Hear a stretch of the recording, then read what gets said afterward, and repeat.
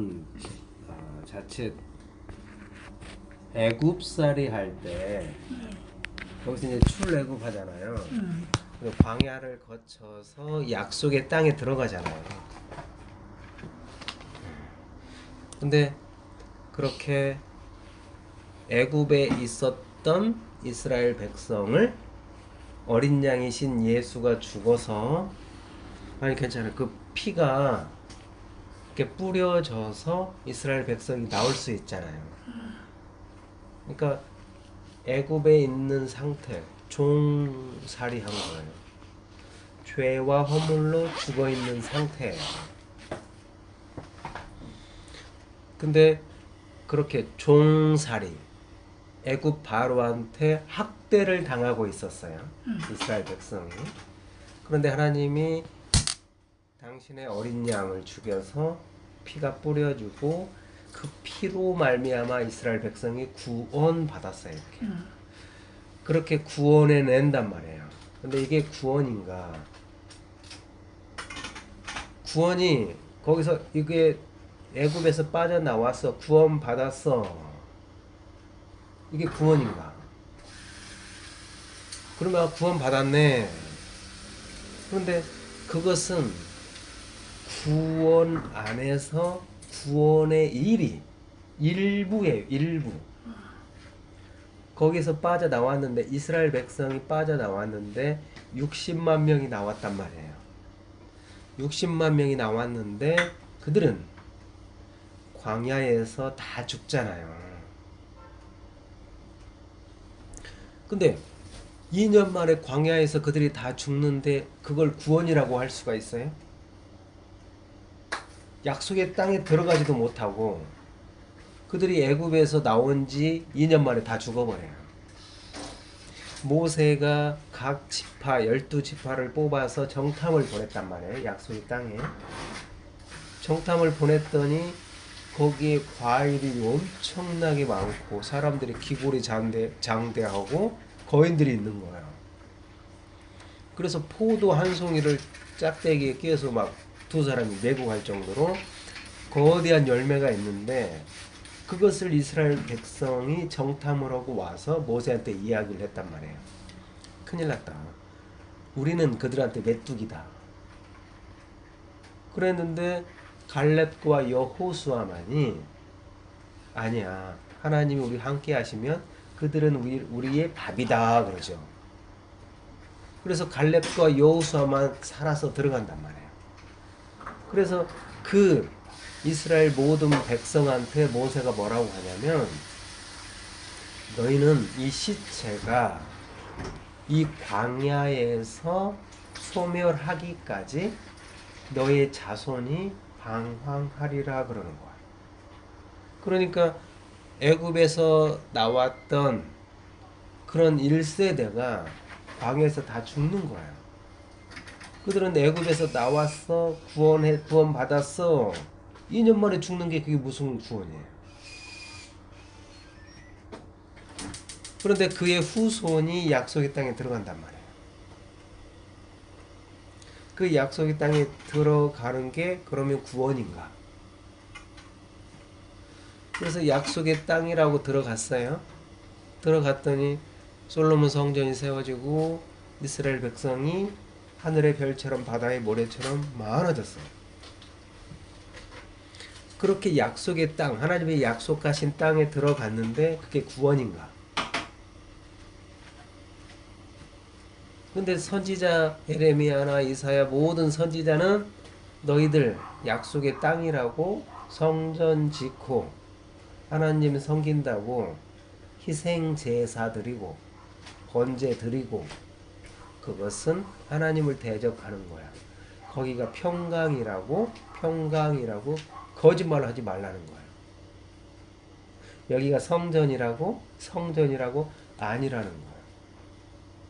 그래서 그 성전을 파괴시켜버려요. 느부갓네살을 사용해서. 약속의 땅에 들어갔으면 하나님이 약속했기 때문에 거기에서 영원토록 살아야 되는데, 거기가 성전 아니야, 평강 아니야 하면서 거기를 파괴시켜버리는 거예요. 그래서 다시 바벨론 포로로 갔다가 70년이 차니까 다시 들어와서 수룹바벨 성전을 짓는 거예요. 구원이 뭐냐면 출애굽부터 약속의 땅에 들어가서 다시 바벨론 갔다가 다시 돌아와서 거듭나는 성전 돼야 이게 구원인 거예요.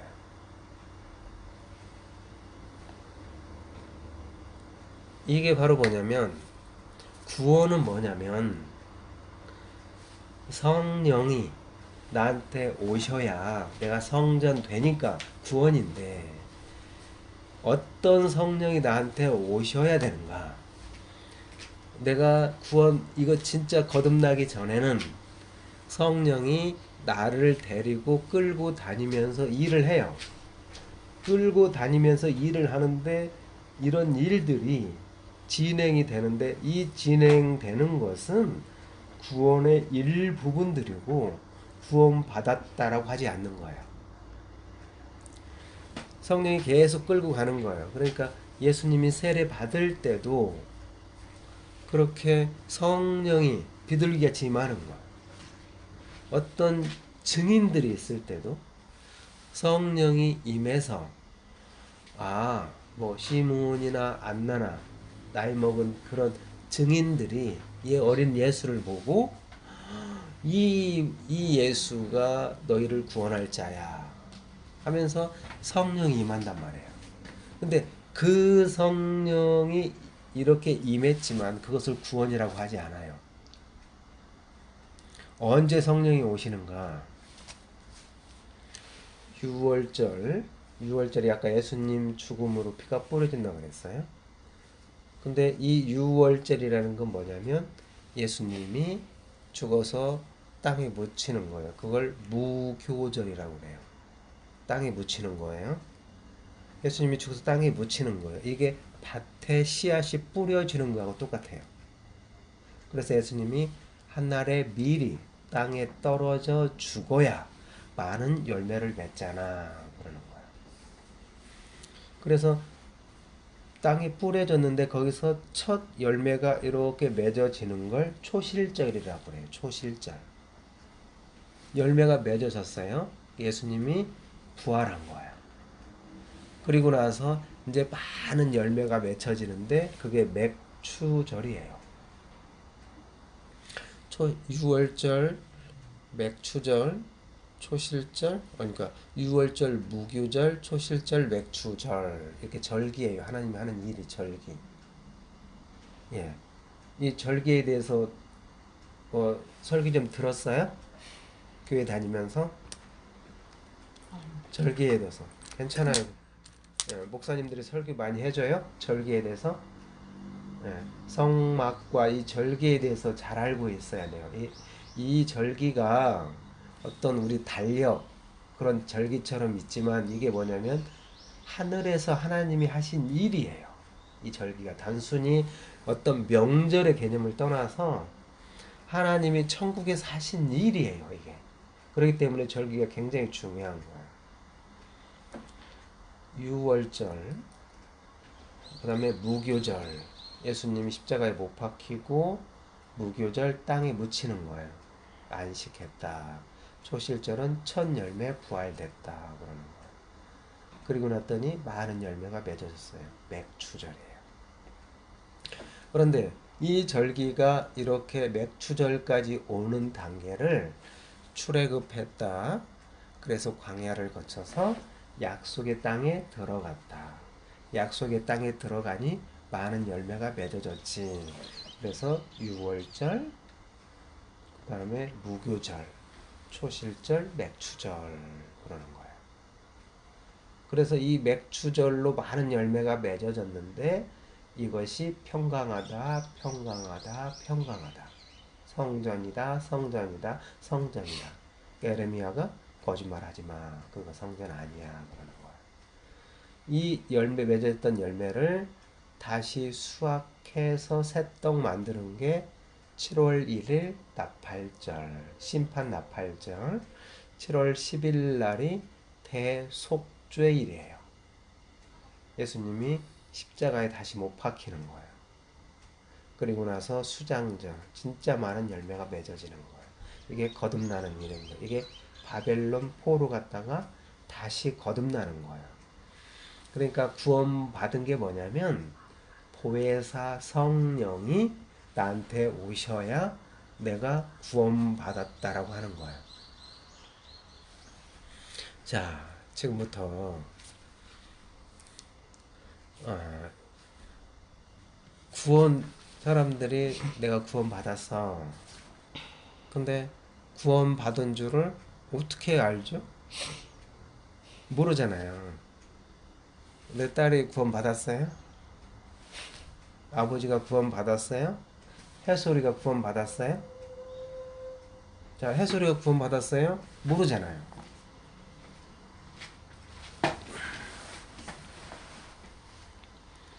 베드로를 한번 보십시다. 베드로가 맥추절날, 그래서 사도행전 2장에 보면 오순절날 성령이 임하는 거예요. 불꽃처럼.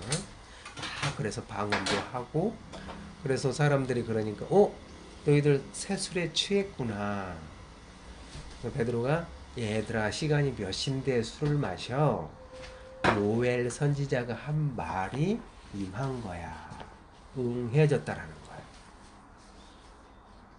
요엘 선지자가. 성령이 베드로에게 임하시니 그렇게 구원받은 베드로가 이제 복음을 진짜 전할 수 있는 거예요. 복음을 전하는데 이제부터 잘 들어보세요. 어떤 효험이 나타나는지. 선지자가 말을 하면 그 선지자가 말을 했을 때 반드시 증험이 나타나요. 이게 신명기에 나오는 이야기예요. 반드시 그 증험이 나타나거든요.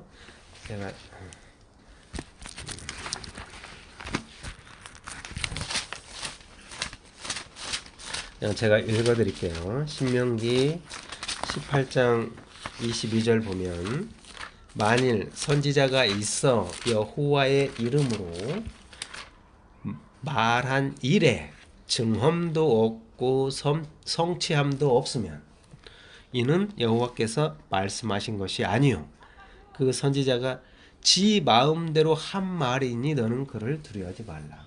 선지자가 여호와의 말을 대언했다면 반드시 증험도 있고 어떤 성취함도 나타난다고 하는 거예요. 그렇기 때문에 반드시 선지자의 말했을 때, 여호와의 말이 선포됐을 때 증험이 나타나고 성취함이 나타나게 돼 있는 거예요. 자, 그러면 베드로가 복음을 전한단 말이에요. 근데 그 어떤 증험이 성취함이 나타났는지. 베드로는 예수님의 제자예요. 그리고 뭐라고 하냐면 예수님의 사도예요. 사도. 그러니까 예수님의 도를 전하는 자, 사도. 진짜 사도는 누구냐면 예수님이 사도예요. 하나님의 말을 받아 대언하는 자 예수 그리스도예요. 그래서 예수님을 사도이신 예수라고 그러는 거예요. 사도이신 예수가 당신의 죽음으로 베드로를 사도 되게 만드는 거예요. 그래서 이 베드로가 환상 중에 그 봤냐면 하늘에서 그릇이 내려오는 거예요. 하늘에서 그릇이 내려오는데 보자기 같이 생겼어요. 근데 내 귀퉁이에 이렇게 묶여진 보자기 같은 게 내려오는데 그 안에 4발 달린 짐승 기는 거 막 부정한 짐승이 있는 거예요. 베드로는 부정하기 때문에 손을 댈 수 없어요. 만질 수도 없어요. 근데 하늘의 음성이 잡아먹으라 그래요. 하나님, 저 부정한 거 손도 안 댑니다. 하나님 뭐라냐? 내가 깨끗하다고 하는 걸 너는 왜 부정하다고 하느냐? 그러기를 3번이나 오르락내리락 하는 거예요. 그러고 있는데 고넬료 백부장, 이탈리아 부대 백부장이 그도 하나님을 섬기는 자였고 그 환상 중에 천사의 말을 들었어요. 무두장이 집에 시몬이 있다. 그러니 그를 청하라. 자, 생각을 해보세요. 백부장 고넬료가 있는데 하나님이 고넬료한테 그래, 복음은 이런 거다. 구원은 이런 거다. 이렇게 설명할 수가 있잖아요. 하나님이 전지전능한데 모세한테 길에서 그 다메섹 도상에서 바울처럼 만나서 사울에서 사울을 불릴 수도 있고 할 수 있잖아요.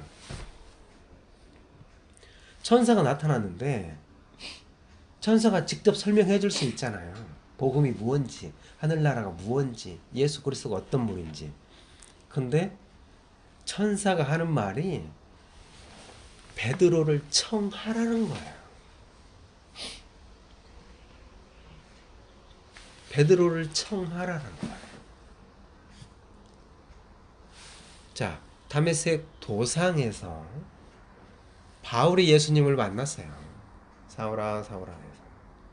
그러면 거기에서 예수님이 모든 지혜와 능력과 그런 걸 다 그냥 확 주어버리고 하면 되잖아요. 왜 아나니아 직가에 아나니아를 통해서 안수받아 눈에 비늘 같은 게 벗겨지게 하냐고요.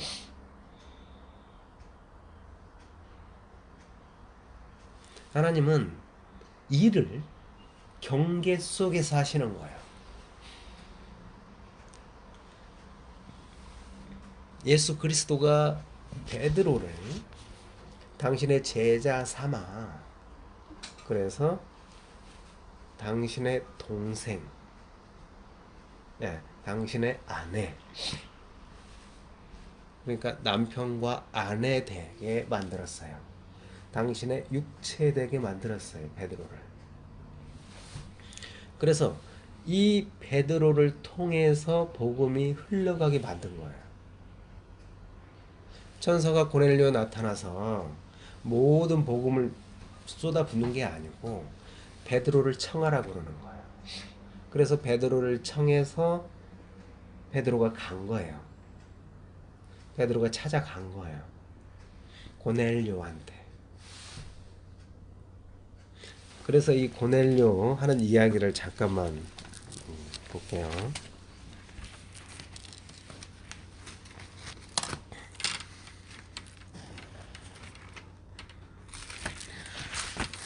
사도행전 10장에 보시면 그거 제가 혼자 하도 돼요. 이거는 사도행전 10장에 보시면 23절 중간에 10장 23절 보시면 23절. 네. 23절 베드로가 불러들여 유숙하게 하니라. 이튿날 일어나 그들과 함께 갈새 요바에서 온 어떤 형제들도 함께 가니라. 이튿날 가이사라에 들어가니 고넬료가 그의 친척과 가까운 친구들을 모아 기다리더니 마침 베드로가 들어올 때 고넬료가 맞아 발 앞에 엎드려 절하니라. 네, 똑같죠? 여기 제가 3주 전에 와서 절을 드렸잖아요. 네, 똑같잖아요. 베드로가 일으켜 이르되 일어서라 나도 사람이라 하고 더불어 말하며 들어가 여러 사람이 모인 것을 보고 이르되 유대인으로서 이방인과 교제하며 가까이 하는 것이 위법인 줄은 너희도 알지. 하나님께서 내게 지시하사 아무도 속되다 하거나 깨끗하지 않다 하지 말라 하시니 부름을 사용하지 아니하고 왔노라. 묻노니 무슨 일로 나를 불렀느냐 그래요.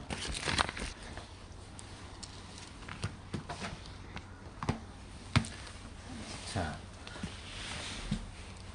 지금 보면 베드로도 몰라요. 뭐 때문에 불렀는지 모르고 고넬료도 몰라요. 다만 하나님이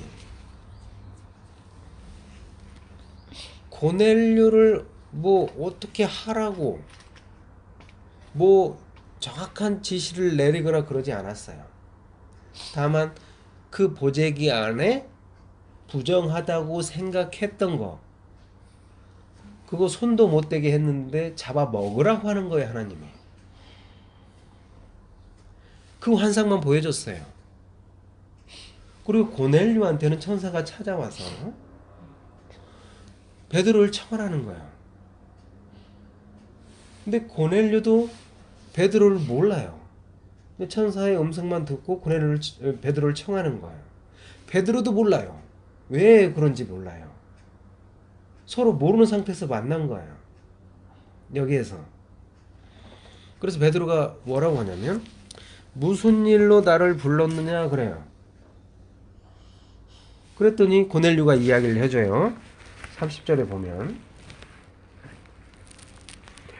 고넬료가 이르되 내가 나흘 전 이맘때까지 내 집에서 제 9시 기도를 하는데 갑자기 한 사람이 빛난 옷을 입고 내 앞에 서서 말하되 고넬료야 하나님이 내 기도를 들으시고 내 구제를 기억하셨다. 사람을 요바로 보내어 베드로라 하는 시몬을 청하라. 그가 바닷가 무도장이 시몬의 집에 유숙하느니라 하시기로 내가 곧 당신에게 사람을 보내었는데 오셨으니 잘하였나이다. 이제 우리는 주께서 당신에게 명하신 모든 것을 듣고자 하여 다 하나님 앞에 있나이다 그러는 거예요. 지금부터 어떻게 이방 사람이 구원을 받는지 그 증언과 성취함이 어떻게 나타나는지 가장 세밀한 부분이 이 부분이기 때문에 이야기를 드리는 거예요. 베드로가 고넬료한테 이야기를 들었어요. 아, 그래서 나를 찾았구나.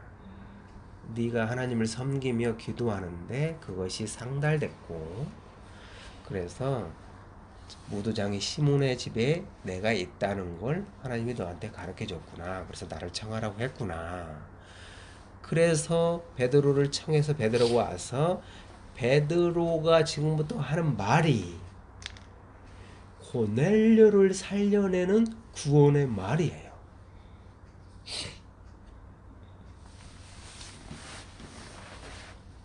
베드로가 뭘 깨달았냐면 하나님은 사람의 외모를 취하지 않구나. 사람의 외모를 취하지 않구나 라고 한 거예요.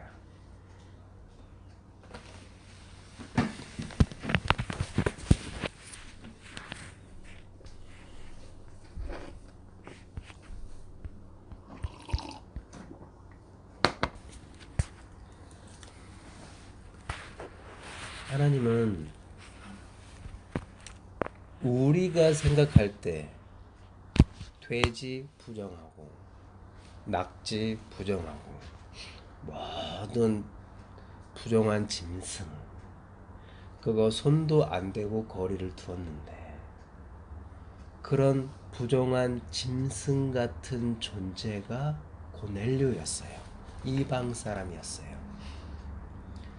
그래서 그 외모를 보지 않고 하나님은 그들을 살려내시는 거구나. 베드로가 그걸 알았어요. 베드로는 원래 우리만 구원받아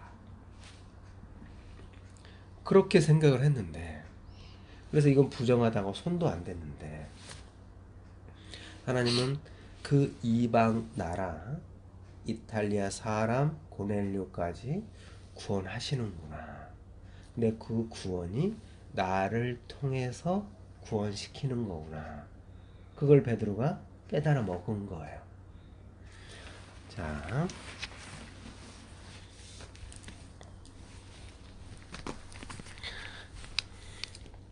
거기 34절 여기 보시면 베드로가 입을 열어 말하되 내가 참으로 하나님은 사람의 외모를 보지 아니하시고 각 나라 중 하나님을 경외하며 의를 행하는 사람은 다 받으시는 줄을 깨달았도다 그러는 거예요.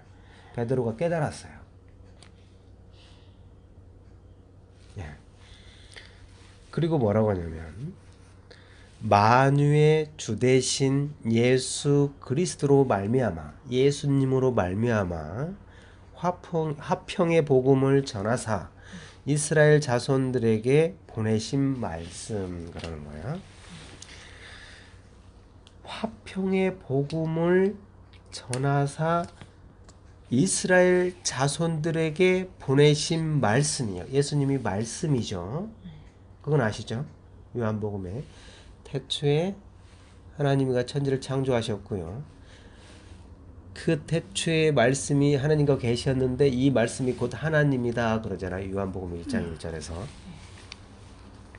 그래서 이스라엘 자손들에게 보내신 말씀이라고 하잖아요. 이스라엘 자손들에게 보내신 이 말씀이 예수 그리스도예요. 이 말씀이. 그러면서 곧 요한이 그 세례를 반포한 후에 세례 요한이 세례를 했잖아요. 예수님한테. 보라 세상 죄를 지고 가는 하나님의 어린 양이로다. 그러면서 세례 요한이 예수님한테 세례를 했어요. 그죠? 그 요한이 그 세례를 반포한 후에 갈릴리에서 시작하여 온 유대에 두루 전파된 그것을 너희도 알지라는 거예요. 그러니까 세례를 받고 예수님이 갈릴리에서부터 시작해서 온 유대에 두루 다니면서 전파를 했단 말이고 뭐냐면 38절 하나님이 나사렛 예수에게 성령과 능력을 기름 붓듯 하셨음에 그가 두루 다니시며 선한 일을 행하시고 예수가 선한 일을 행하시고 마귀에게 눌린 모든 사람을 고치셨으니 이는 하나님이 함께 하셨음이라 라는 거예요. 자, 다시 한번요. 예수님이 마리아를 통해서 이 땅에 오셨어요. 그리고 나서 헤롯이 죽이려고 하니 애굽으로 피난을 갔단 말이에요.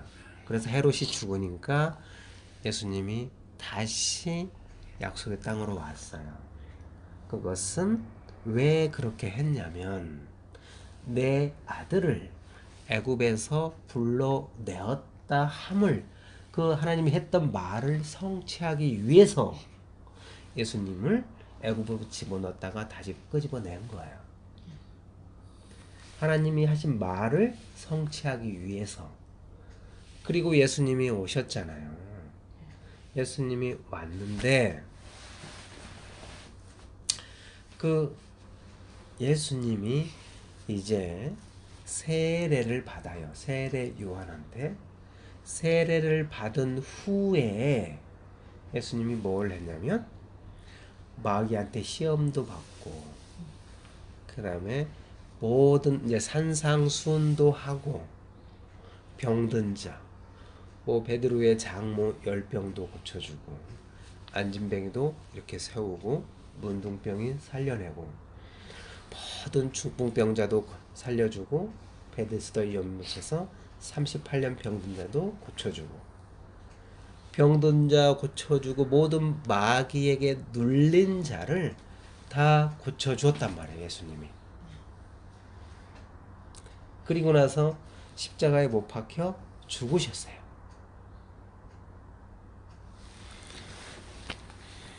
자, 지금 베드로가 고넬료한테 예수님에 대해서 이야기를 하고 있는 거예요. 38절 다시 한번요. 38절 하나님이 나사렛 예수에게 성령과 능력을 기름 붓듯 하셨음에 그가 두루 다니시며 선한 일을 행하시고 마귀에게 눌린 모든 사람을 고치셨으니 이는 하나님이 함께 하셨습니다. 라는 거예요. 우리는 유대인의 땅과 예루살렘에서 그가 행하신 모든 일의 증인이라. 응? 그를 그들이 나무에 달아 죽였으나 그러는 거예요. 이 베드로가 고넬료한테 뭐라고 하냐면 나는 증인이다. 자, 39절 보세요. 우리는 유대인의 땅과 예루살렘에서 예수가 행하신 모든 일의 증인이라. 그를 그들이 나무에 달아 죽였으나, 그들이 나무에 십자가 못 박혀 죽였으나 그러죠. 그런데 옛날 이 책에는 저희가 그래요. 저희가. 예. 그런데 예수님을 죽인 자가 누구냐면 베드로예요. 내가 예수를 죽인 자라는 게, 이게 우리가 깨달아 먹어야 돼요. 예수는 저들이 죽였어. 로마 사람이 죽였어. 이스라엘 사람들이 십자가에 못 박으라고 했어. 그게 아니고 내 죄인인 내가 예수를 죽인 자 맞습니다. 그게 와 닿아야 돼요. 내가 예수 죽인 자 맞습니다. 내 죄 때문에, 내 죄로 예수를 죽였습니다. 그래야 내가 그리스도와 함께 십자가에 못 박힘을 알 수 있는 거야. 내가 예수 죽인 자구나. 내가 죄인이구나. 그걸 알아먹어야 돼요.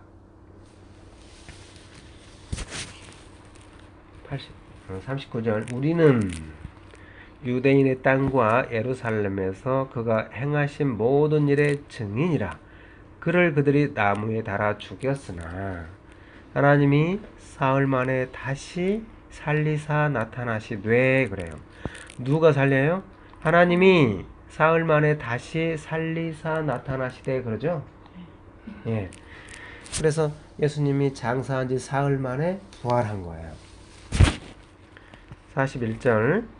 모든 백성에게 하신 것이 아니고, 그것이 모든 백성에게 한 게 아니고 오직 미리 택하신 증인, 택한 자 베드로, 택하신 증인 곧 죽은 자 가운데서 부활하신 후 그를 모시고 음식을 먹은 우리에게 하신 것이라 라는 거예요.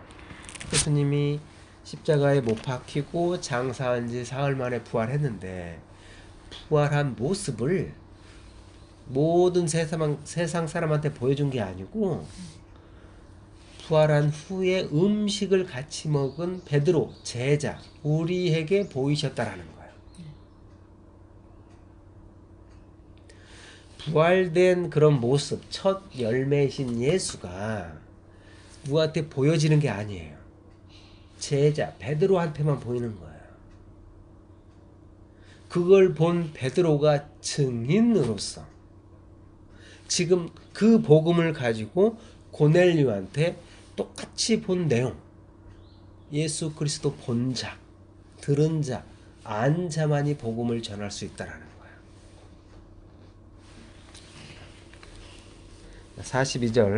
42절 이제 우리에게 명하사 백성에게 전도하라 그랬어요. 이제 자, 베드로에게 성령이 임했잖아요.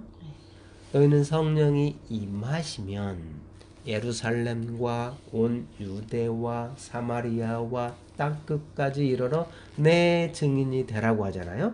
사도행전에서.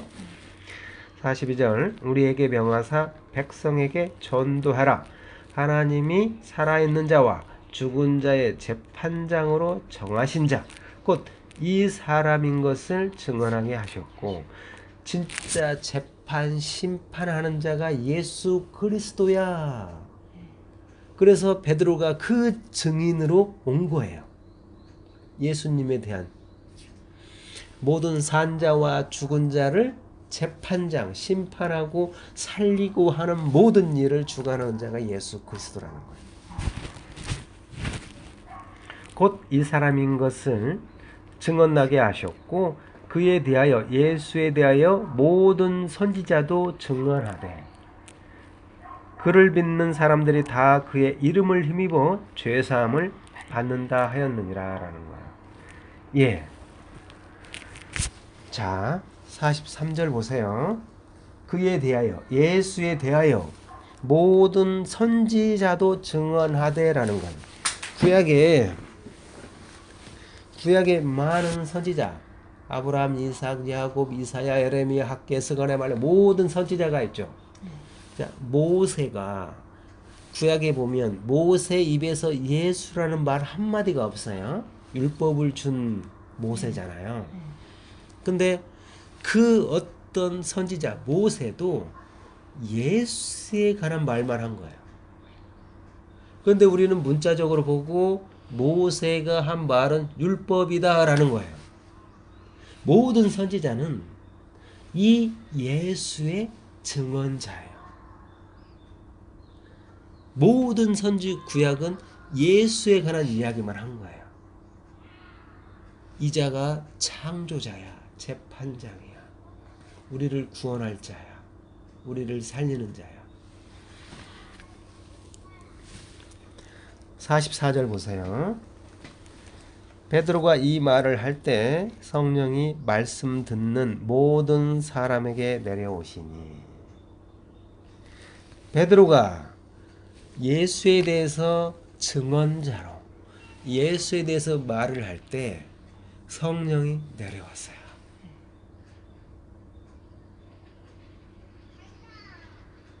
그 말이, 베드로가 하는 말이 화평의 복음이에요. 예수 그리스도예요. 그래서 그 말이 뭐냐면 성령이에요. 그래서 성령이 싹 내려온 거예요. 사도행전 2장에서 오순절날 마가의 다락방에 성령이 임했던 것처럼 지금 이 고넬료와 베드로 사이에서 성령이 임한 거예요. 자, 조금만 더 보세요. 44절. 베드로가 이 말을 할 때 성령이 말씀 듣는 모든 사람에게 내려오시니. 성령이 내려오셨어요.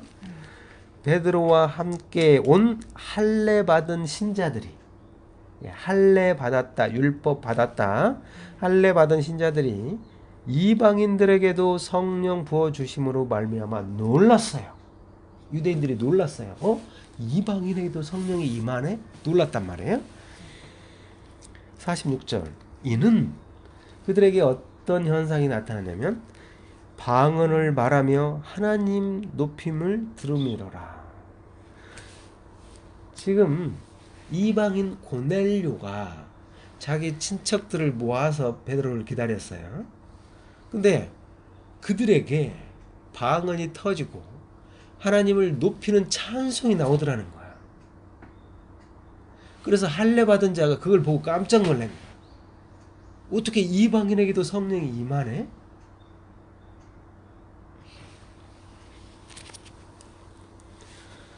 (46절) 이는 방언을 말하며 하나님 높임을 들음이로라.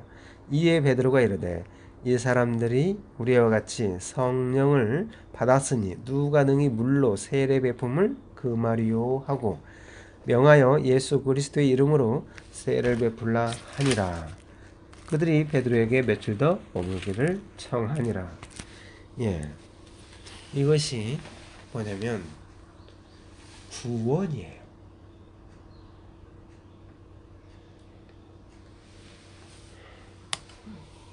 맥추절, 오순절에 성령이 임하니 그들이 각각 다른 나라의 언어로 막 방언이 터지는 거예요. 하나님을 찬송하며 하나님을 높이는 거예요.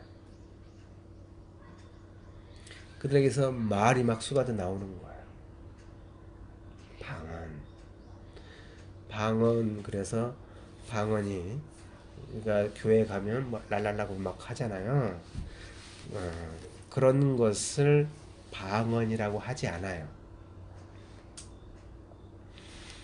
방언은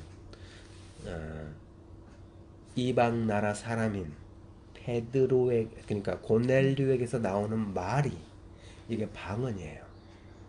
그러니까 고넬료가 그냥 방언이에요. 방언. 고넬료가 살아나니 고넬료에게서 말이 나오는 게 방언이에요. 그런데 고넬료가 어떻게 살아났냐면 베드로에 있던 새 방언의 말을 듣고 살아난 거예요. 새 방언의 말을 듣고 방언인 고넬료가 살아났다 그 말이에요. 그러니 구원받은 이제 성령이 임한 고넬료에게서 방언이 터져 나오는 거예요. 그래서 하나님을 높이는 거란 말이에요. 하나님을 높여요. 지극히 높으신 하나님의 아들 예수 그리스도는 마귀의 음성이라고 그랬어요. 그런데 이 고넬료에게서 그 성령 깨끗한 말이 예수 그리스도가 고넬료에게 들어가니 여기에서 하나님을 높이는 찬송이 터져 나오는 거예요. 예, 하나님을 송축하는 그런 진짜 하나님의 찬송하는 말이 나오는 거예요. 그래서 그 예수 그리스도 한 말들, 지금 베드로가 한 말이 무슨 말인 줄 알아먹는다 그 말인 거예요.